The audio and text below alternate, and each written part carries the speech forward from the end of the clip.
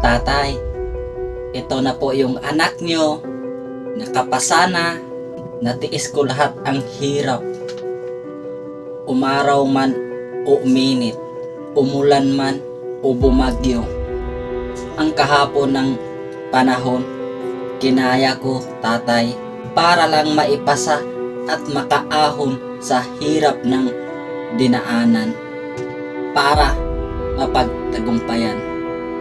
Tatay, sa tulong nito, nagbigay lakas ng isipan at aking katawan para ako makaabot sa paroroonan at sa wakas na pagtagumpayan na maipasa ito sa ibang henerasyon at matikman at malasahan ang sarap ng tagay sa tagumpay. Pag natikman nyo ang sarap nito, panigurado